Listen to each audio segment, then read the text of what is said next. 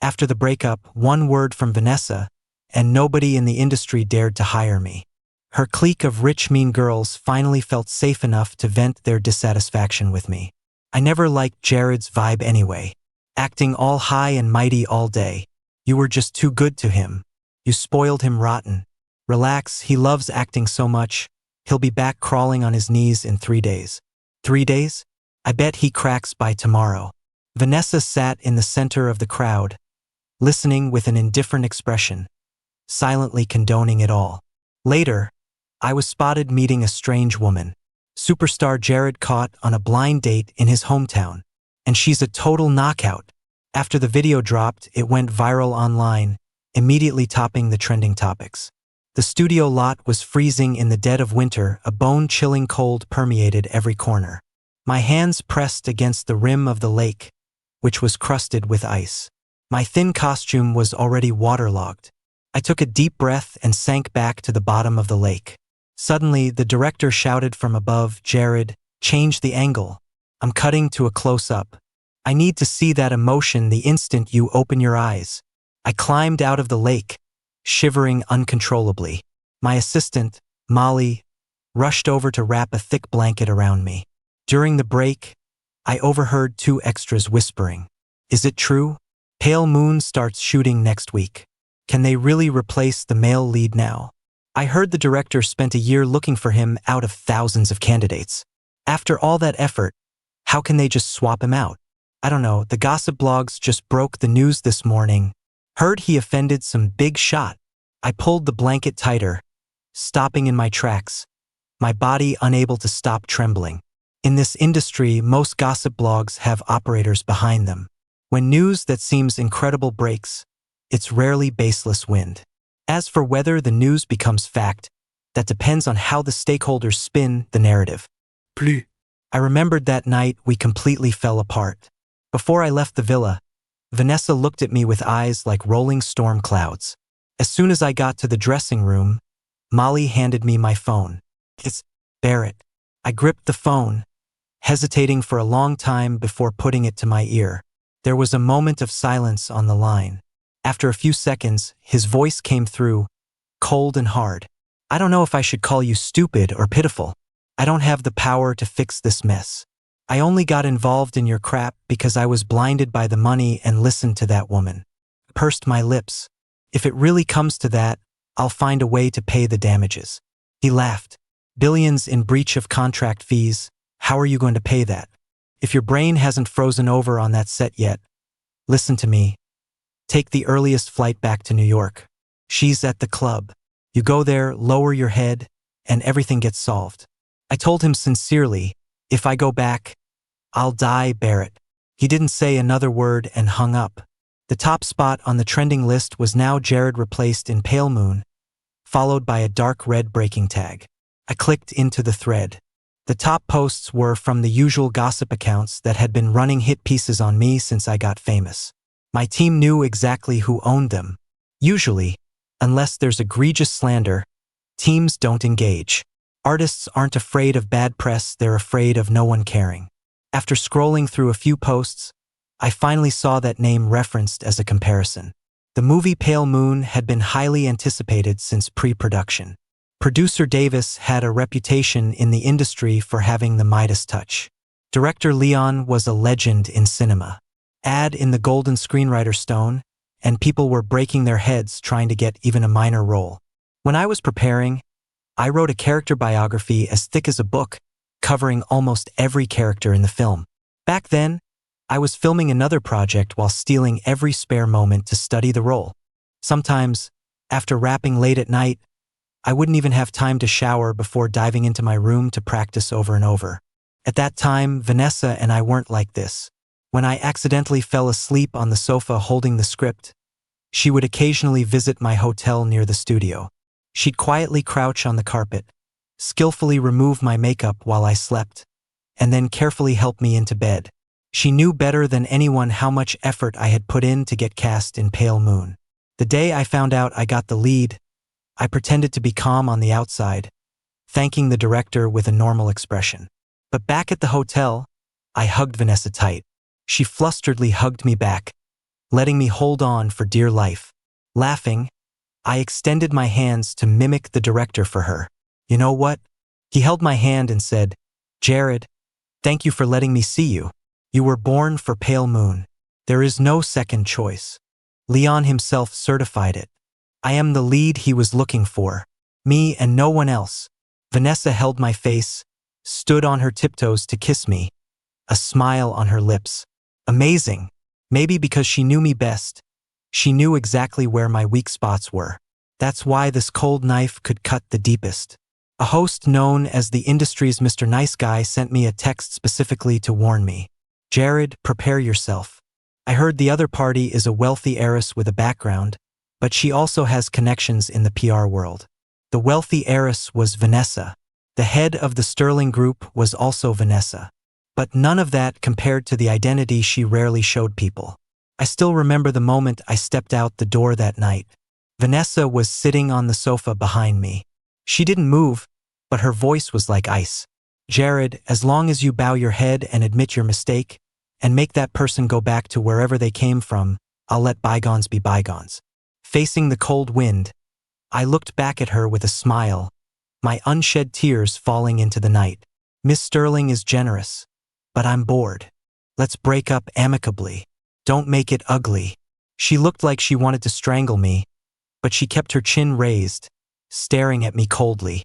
"Walk out that door and there's no turning back for us. Think it through." I had thought it through. Between her and me, there was no turning back and no way home. It's just that, as cool as I looked walking away that night, I looked equally pathetic now. In this circle, news travels so fast you don't have time to react. Forcing myself to pull it together, I let the makeup artist and stylist prep me, then got in the car to head to a scheduled brand launch event. Head down, I quietly recited the product details I'd memorized, temporarily pushing everything else to the back of my mind. Just then, my assistant warned me, "Barrett says the vibe from the global team at Fiore is off. He suspects the media on site has already received news. If they ask related questions, he wants you to handle it flexibly." The Fiore endorsement came after my hit drama aired earlier this year. Before signing, the brand had vetted me for nearly 3 months. The contract was practically drafted. How could they flip just like that? I opened my mouth but couldn't make a sound, my fingernails unconsciously digging into my palm. It's not rare for rivals in the entertainment industry to intercept resources. But unless an artist has broken the law or has a massive scandal, usually no one dares to reach directly into someone else's pot to steal food this blatantly. Outside the car window, flashbulbs flickered like lightning. The piercing light cut through the glass, dancing recklessly across my pale face. Faces distorted by eagerness pressed against the window, like a pack of greedy wolves waiting to tear me apart alive. "Jared, we heard Fiore replaced you as global ambassador. Is it true? Rumor has it your lead role in Pale Moon is gone too. Did you offend a donor, or are you involved in tax evasion? Jared, can you say a few words?" I tightened my grip, straightened my spine, and walked from the besieged car to the center of the red carpet. Raising my head, I scanned everyone with a calm expression, then flashed a smile. Today is the launch event for Fiore. I hope everyone focuses on the new products being released. They are the protagonists today. With that, I ignored the irrelevant questions, smiled at the host, and signaled her with my eyes to relax and continue the event. After the launch, the car exited through a quiet side road. I leaned against the window, watching the scenery pass in silence. We picked up Barrett halfway. He was still frosty, debriefing me the moment he sat down. I talked to producer Davis about Pale Moon. "I've suppressed the news for now, and there's no official announcement yet, so we can still fight for it. We can't lose the endorsements. If the movie and the business deals both tank, your resources in this industry will plummet. If you wanted to break up, you should have done it earlier. If you were smart, you would have ridden the wave back then, grabbed some resources and ran. Now you're poking the bear. I really don't get what's going on in that head of yours. In all my years with Vanessa, I never accepted any resources or connections she offered, except for Barrett. When I met her, I was just a D-list actor without a proper agent. Vanessa took me to meet Barrett back then, and he's managed me ever since. Barrett was famous for his explosive temper. Sometimes he yelled even at me. I was used to it.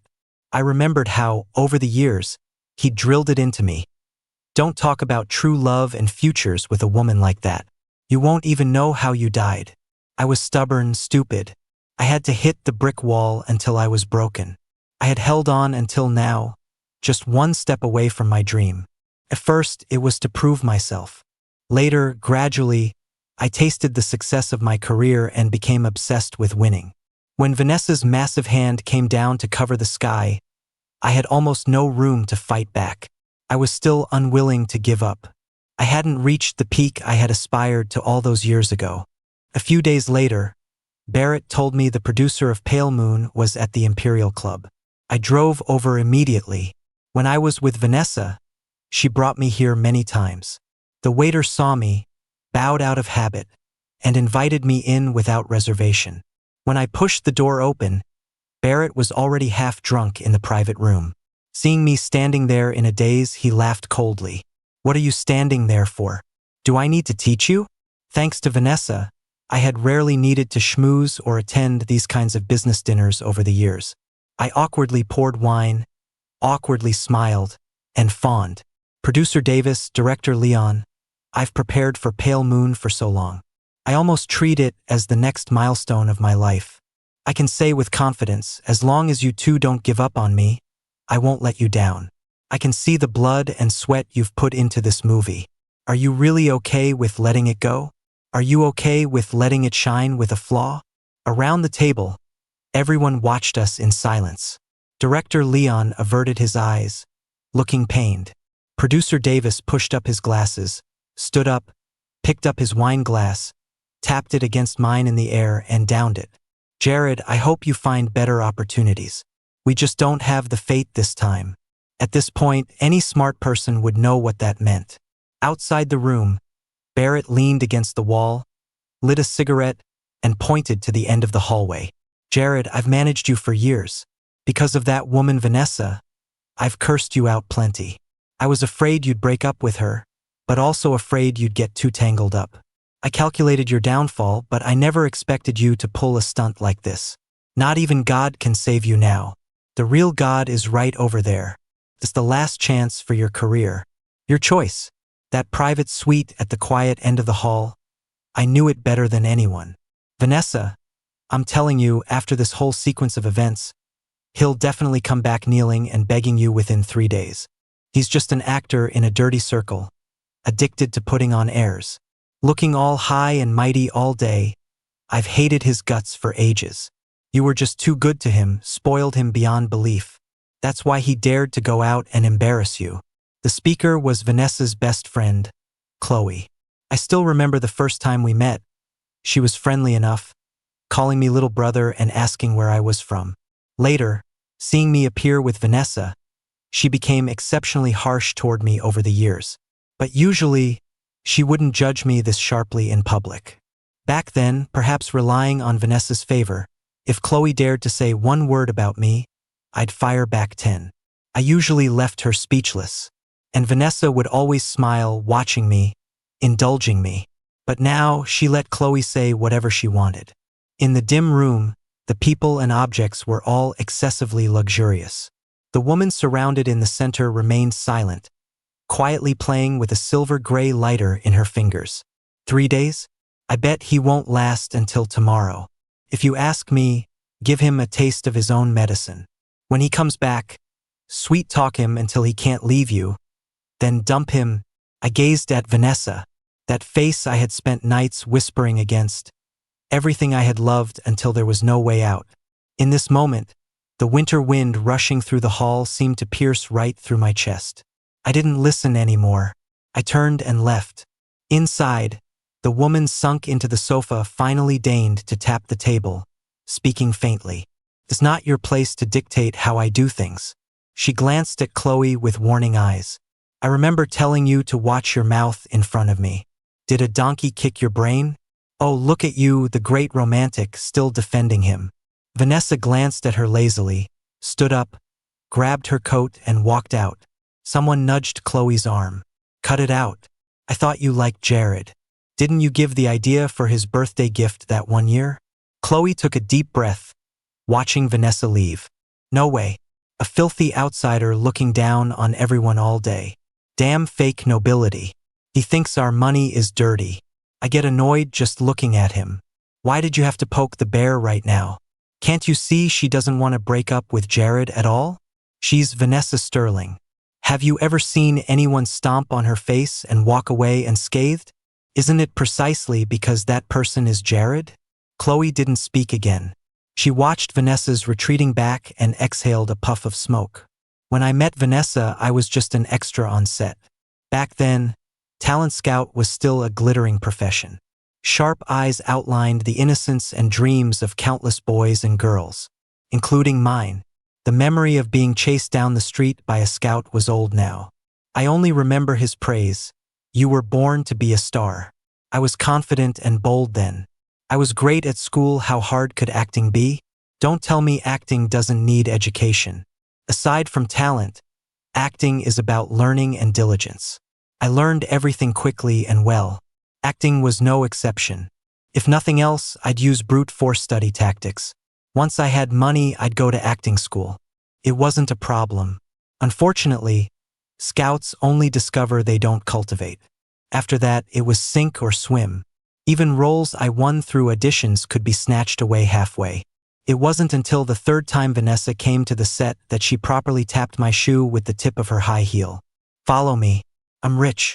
Whatever movie you want to shoot, I can get it for you. I heard she was a wealthy heiress from New York. Her best friend was inside fawning over the female lead, while she stood outside, frowning impatiently. She looked like she would never come to a place like this again, yet she came 3 times in a row. I looked up at her. She was truly beautiful, beautiful enough to make one lose focus. I ignored her, looking down to pick at my tasteless boxed lunch. You're bluffing. She smiled but didn't speak. Extras passing by asked for her autograph, but she pointed her chin at me. This is my artist. Don't look down on him eating a $3 lunch right now. Believe it or not, he's going to be red-hot famous one day. By then, his autograph will be worth gold. The blushing girl turned her notebook toward me.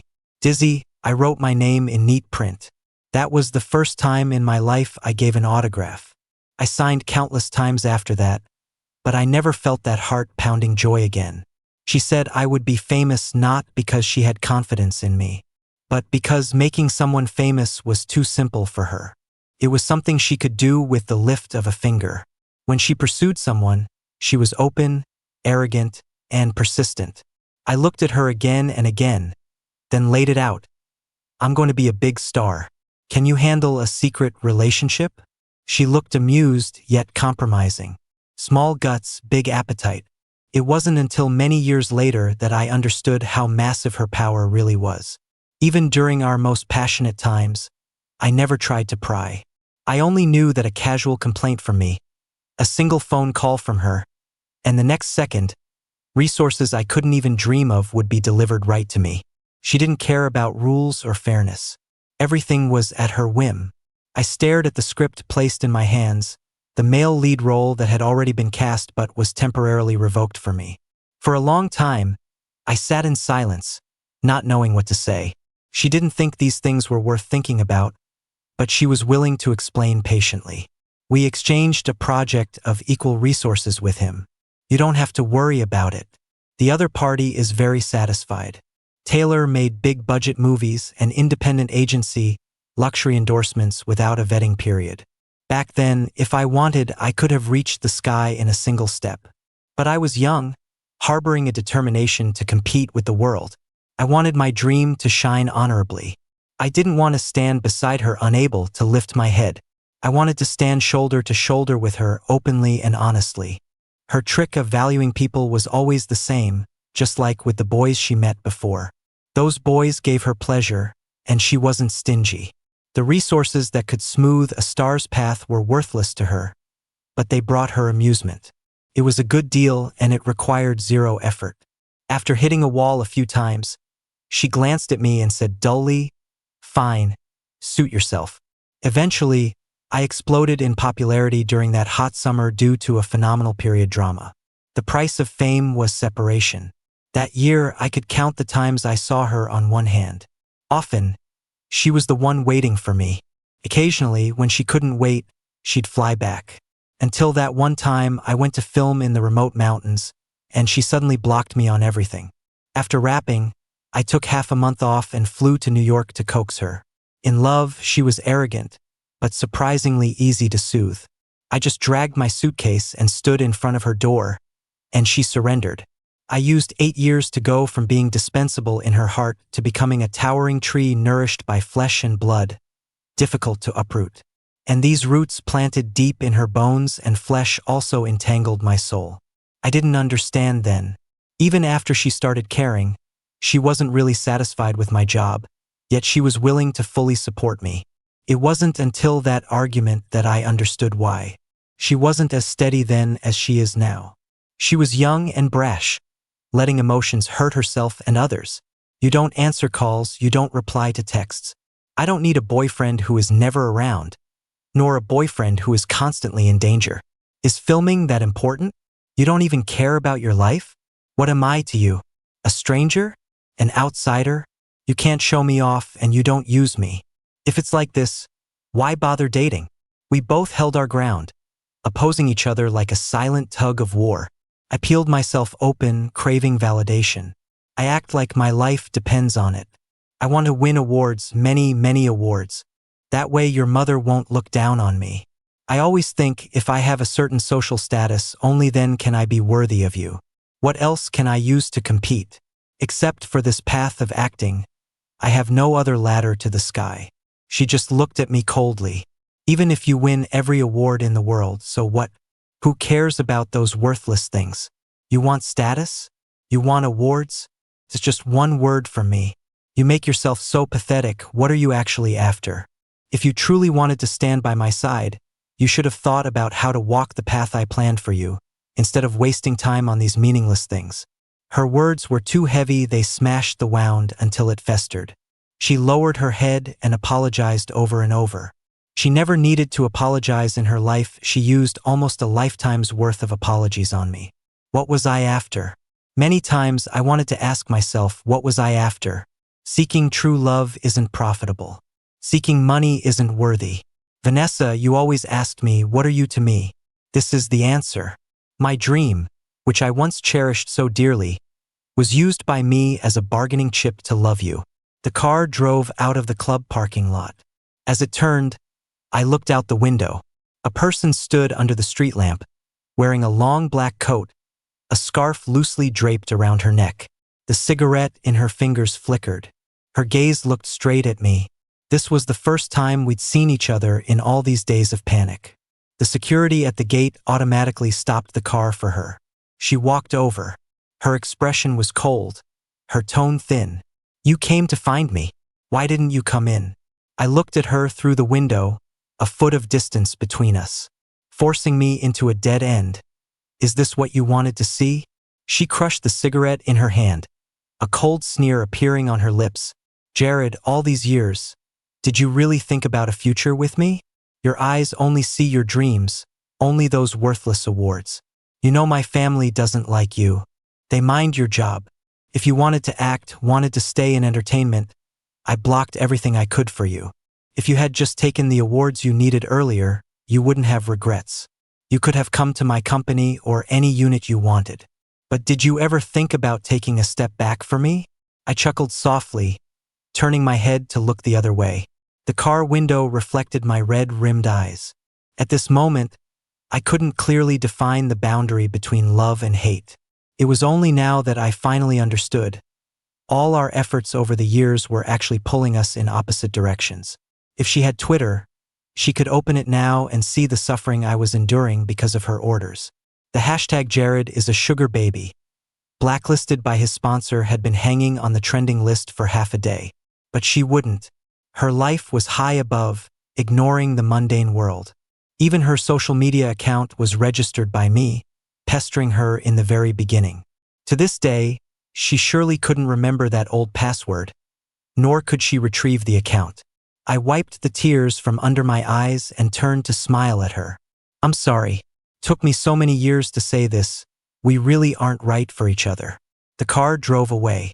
In the rearview mirror, that person became a lonely black dot, desolate in the wind and snow. My heart felt torn into fragments, reason and emotion tugging at each other in my mind. For a moment, I wanted to run back to her regardless of everything. To hell with eternity. Life is about getting drunk today while there is wine. My phone chimed timely. A message came in. I can help you solve all this. My fingers swiped a few times, typing out a reply, the tone full of mockery. Chloe, don't tell me you've been targeting me all these years because you have a crush on me? She replied quickly. 2 messages popped up instantly. What if I said yes? She didn't dare tell you, did she? While you were under siege, she met one boy after another. All marriage candidates her mother likes. Skipping that message, I replied to the previous one. What if I said yes? Lukewarm with a sincere tone. Then you really are cheap. Because of the uproar after my new drama wrapped, almost all my business activities and film projects were suspended. But fortunately, no brands issued termination statements, which meant I didn't need to pay sky-high penalties yet. On one hand, I hadn't committed any crimes.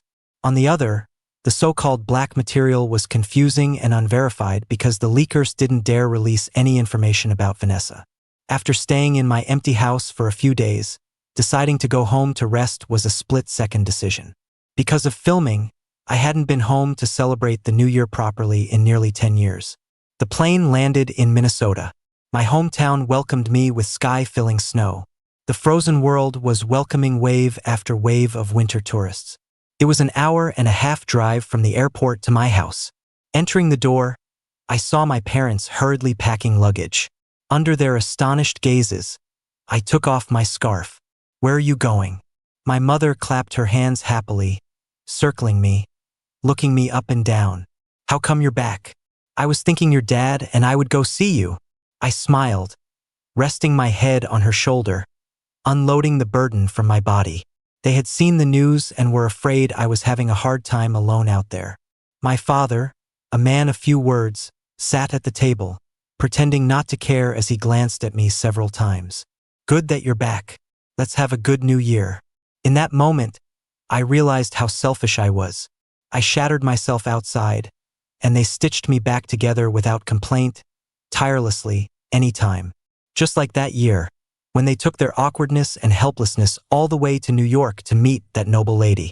Before the meeting, I was immersed in complacency, thinking the struggle was ushering in the light.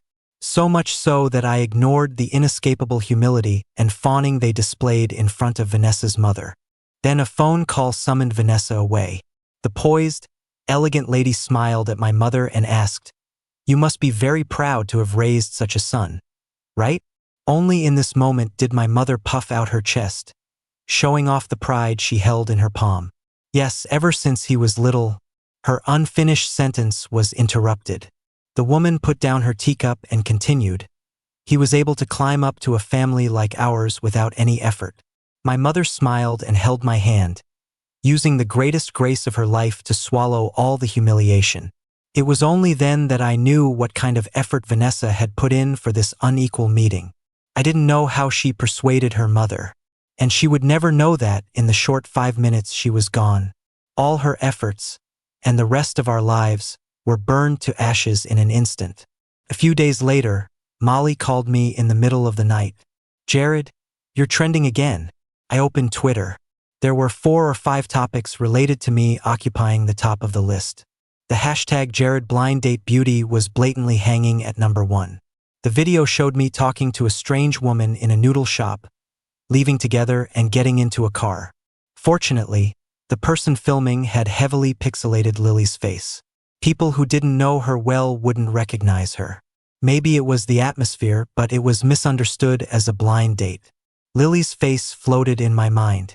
The little girl who used to hide behind me when bullied had now grown into a graceful traditional Chinese medicine practitioner. Only when facing me, she would still blush awkwardly. Auntie said, your stomach isn't good. Come to the clinic when you have time." When leaving, She smiled and said, Jared, the you I know is brave and unyielding. I've watched all your shows. You are amazing. A temporary landing isn't the end. The soaring eagle never drops its ambition. I believe you will climb the peak again. Mom, really? Was my condition that bad? I never thought of giving up, I just hadn't found a way out yet. It wasn't until I stood in the live stream room that I felt a bit dazed. That day, I tactfully reminded the town mayor. I was blacklisted, and the reason wasn't pretty. I was afraid the controversy would affect the stream. He waved his big hand. Fear what? Who cares what big shot she is? Can her hand reach all the way out here to the boonies? I know you're a good kid. You're willing to come help our farmers. Behind you stand the people. No one can touch you. The comment section instantly flooded with people. Besides fans concerned about my whereabouts and haters, there were passersby watching the drama. Isn't this the soft rice king Jared who cheated? The mooch among mooches. A real man. Why is he selling goods now? No way, actors aren't acting anymore? They're becoming influencers? Can you actors stop doing sales? My God, next time I watch your show, I'll just picture you selling stuff in a live stream. It breaks the immersion. What sales? Are you blind? This is charity aid for farmers. He's not earning your money, and nobody forced you to buy. Watching the surging comment section, I replied gently, it's okay. Although I'm not doing too well, the products from my hometown are very good. These are wild hazel mushrooms, picked and dried by hand. No additives. This is dry sausage. They say it takes 3 pounds of pork to make 1 pound of this air-dried sausage. You can break it and eat it directly, slice it for an appetizer, or make clay pot rice or stir-fry. It's super delicious. People kept spamming the chat. When I saw the words pale moon, I paused. I continued introducing products with a normal expression. Before the broadcast, I had visited the sites with them for 3 or 4 days and spent the nights preparing materials. I could recite the details of almost every product backward. The live stream continued for 2 days amidst a mix of curses and praise. Until the 3rd day, clips of the stream from different angles suddenly exploded on the internet. The most viral clip was me smiling at the camera saying, I'm not doing too well, but my hometown's products are very good. All my past achievements and history, my obscure actions, were dug up and reinterpreted. Many people commented below, Jared, you are good. You are very good. And your family's stuff is good too. On the 3rd day, catching everyone off guard, the inventory of 20,000 orders sold out within seconds of opening. The host beside me was a young guy who had returned to his hometown to work. Seeing this, he almost cried. Only then did I bend down to look closely at the comments. I'm crying. Jared, with this kind of perseverance, you'll succeed at anything you do. Have you ever seen a celebrity live stream where they explain the origin of a product so seriously? If you didn't say he was a star, I'd suspect he went and farmed it himself. Who the hell is trying to ruin our Jared? You guys have been digging for days and haven't found any dirt. Doesn't that prove something? Huh? No dirt? Isn't being a sugar baby dirt? LOL. He's so handsome. Oh my God. Even without makeup. I smiled silently. The massive malice was being compressed into a corner by the influx of kindness, becoming something I didn't need to care about. More and more people flooded the room. I struck while the iron was hot and continued introducing products. We still have wuchang rice. Please feel free to order. The soft voice came from the phone. Vanessa tossed the phone onto the desk, then picked it up after a while and propped it up. Barrett opened the door and entered, seeing her expressionless face. He's an actor. What were you thinking? Letting him do this kind of live stream? This isn't about what I think. Shouldn't I ask you? Barrett looked at her. Isn't it you who forced him until he couldn't get roles or business deals? He and Jared were in the same boat, both backed into a corner. That day in the private room at the club, before Jared arrived, Barrett had drunk a lot of wine while fawning over them. Since gaining a foothold in the industry, especially with a giant Buddha like Vanessa standing behind him, he had never been this servile. Producer Davis, director Leon. He had held up his glass, smiling. Didn't we agree to use our Jared? You personally decided on him as the lead. No one knows better than you how suitable he is. How did it suddenly change? You two tell me, is there any wiggle room for this movie? Can I bear it? Beg for it? People at the table advised him. He had so many artists under him, Jared was just one. If he's discarded, he's discarded. Barrett thought to himself, he's different. Jared is different. The first time he saw Jared, a boy in his early 20s, he truly was born to be a star. 6'1", a devastatingly handsome face, but with eyes that were utterly cold, and an ambition that couldn't be extinguished. Before meeting Barrett and Vanessa, he was squeezed out everywhere. Roles he had secured were snatched away at will. He couldn't even get a role as a face-showing servant next to the lead. Others were doing internships, he was taking extra work everywhere. Roles with no lines, roles without showing his face, playing dead bodies, he took them all. Under such difficult circumstances, his college exam scores never lagged. He even graduated with honors. Barrett initially looked down on him, thinking he was just another useless vase arranged by a woman. At first, the kid would cautiously explain, "I'm not a mooch. She's my girlfriend. We're just dating normally." Seeing Barrett ignore him, he stopped explaining, overturning all prejudices with one achievement after another. When Barrett was slandered by his ex-wife, his reputation ruined, and his child almost taken away, Vanessa, afraid he would affect Jared, wanted to replace him without hesitation. It was Jared who would rather fight with her to keep him, accompanying him to fight the lawsuit and get the kid back. Thinking of this, Barrett looked again at the silent Vanessa and mocked.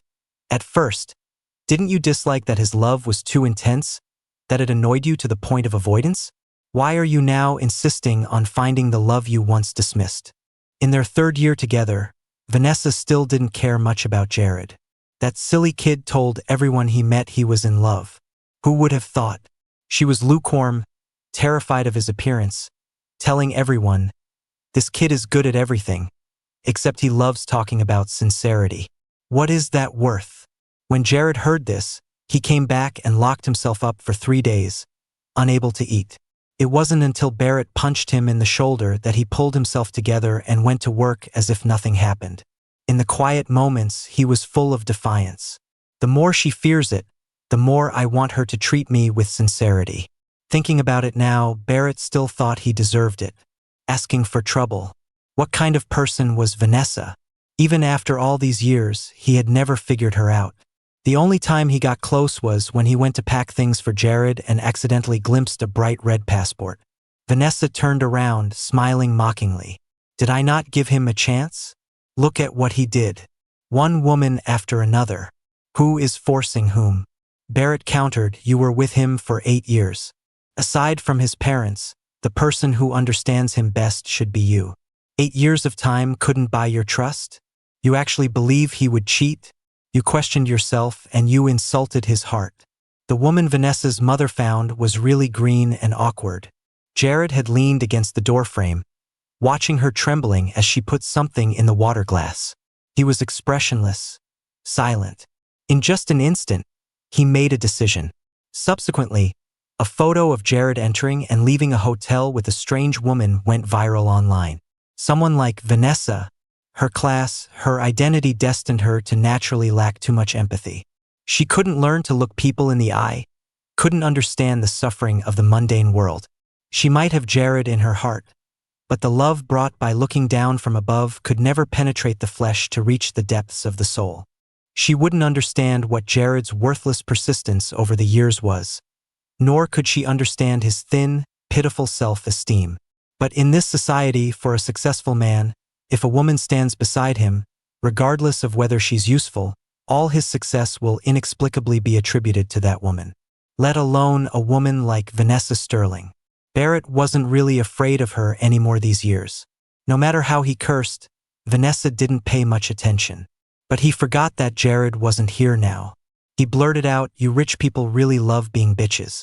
Vanessa looked at him coldly. Get out. When Barrett rolled out, he slammed the door heavily, relieving a bit of his anger. He wasn't too worried about Jared right now. This move was played well. If he came back in the future, he'd have extra leverage. Jared, you will succeed at anything you do. The mercy of fate is that as long as you keep walking, It always prepares a path for you. With this belief, I smiled and walked out the door, instantly seeing the woman in the icy world. I didn't have time to wonder how she found such a remote place and made her way here. Under the dim street lamp, I didn't know how long she had stood. It was freezing tonight. Thick ice and snow covered the road. Because there were few pedestrians, the snow wasn't cleared in time. Vanessa walked toward me, her steps crunching in the snow. I watched her like this, then suddenly spoke. "Don't come over. My mom doesn't like you." "Vanessa, in this world, not only does your mom dislike me, my mom doesn't like you either." She stopped, looking at me with weary eyes across the short distance. "Jared, show me the place where you grew up." She still remembered what I had mentioned countless times that year. "When there's a chance, I'll take you back to my hometown. That place is small. We can hold hands on the street and no one will recognize us." When I loved to the extreme, I wanted to tell her all the past she hadn't been part of. Preferably measuring the land I grew up on inch by inch, bringing her to see it in person. But back then, she had little interest. Maybe she felt it was a burden. And now, after the breakup, it was a silent walk, one following the other. Vanessa stopped at the hotel entrance. She was used to luxury hotels, places costing thousands a night at the minimum. The place in front of her, $40 a night, was incongruous even with the shoes on her feet. But this was already the best hotel here, the only business hotel. She turned to look at me, her gaze seeming to cross 1,000 mountains and rivers. "Jared, come back with me. After we go back, do whatever you want." Between us, crossing my arms, I looked up, smiling and interrupting her. "Did the matchmaking go well? The guys you met were all good, right? Not annoying enough to make you struggle between two ends?" She pressed her lips together, saying nothing. I left silently. After getting in the car, I reached into my pocket and my fingers touched something. I took it out and looked at it under the passing streetlights. A piece of paper folded into a heart. Written on it were the words "make up coupon" in my handwriting. So childish. I chuckled, reading those 3 words. I rested my head against the window, tears sliding down silently. Vanessa back then had said the same thing. So childish. I promise you, for many, many years to come, this coupon allows Jared to make up with you unconditionally once. How could she dig out these things that should have been thrown away and travel 1,000 miles here with them? The car turned around, arriving at the hotel again. Vanessa was still standing at the door. Her eyes were still indifferent to the world, only the cigarette in her fingers burning with a bit of worldly air. I placed the item in her palm, looking straight at her. "Vanessa, we aren't making up. We made it ugly when we separated. This time, let me say goodbye properly. Between us, let it end here." Her face was very pale. Her already fair skin looked increasingly transparent. "Give me a little more time." I shook my head. In that moment when I couldn't control my emotions, I turned around. The person I truly loved for all those years. There was a day she loved me too. For the rest of her life, whoever she loves, I wish her happiness. No matter when, I wish her a joyous life, asking nothing of the past.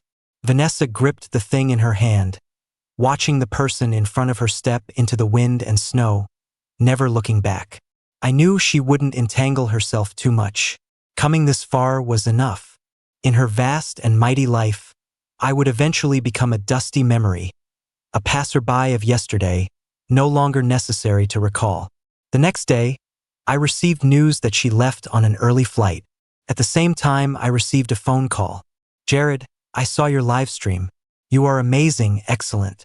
I want to ask you now, are you still willing to star in Pale Moon?" "I'm sorry. I couldn't find anyone more suitable than you. If producer Davis can't handle the pressure and pulls the funding, I'll figure out the money." "Pale Moon isn't just your dream, it's mine too. Do you have the confidence to build this dream with me?" Hanging up the phone, I looked out the window, unable to recover for a long time. In this moment, I suddenly remembered many past events. In those memories, I met my dream first, then I met you. I'm going back to where the dream began. This time, I'm still alone, but I will make it take root and sprout, blooming into the most brilliant flower. That year, Jared swept the major award season, winning Best Actor across the board. The media dug up the movie that brought him fame, Pale Moon, which was sent to Cannes for competition. A pearl not covered by dust, unpolished jade finally glowing. This was the world's praise for him. As he stepped down from the podium, the screen behind him played clips from his legendary works, one after another. Over the years, he went from a small extra to a crowned king. Riding the horse, crossing the mountains. He truly lived up to that phrase. Red hot famous. Amidst the tireless discussions, a video quietly climbed the trending topics. The video quality was old enough to blur memories. A young boy in a costume holding a carving knife, seriously carving on a stone. Jared, what are you praying for? This was a famous eternity stone. Legend had it that if you carved a name on it, your wish would be granted. The young boy turned to look at the screen, a breathtakingly handsome face smiling with intense purity. Bless my girlfriend with good health and a long life. And, best if she loves me forever. Of course, I will love her forever too. The title of the video was simple, yet it clarified a rumor from many years ago. Not a kept man, no sponsor. He just had an unparalleled romance. Vanessa re-registered for Twitter. She rarely logged in. When she saw the video, her steps paused. She stood there for a long time. Overwhelming love rushed in, wrapped in the passage of time. Vanessa held her phone and suddenly laughed softly. The room was silent, you could hear a pin drop. Regret was about to drown her to death.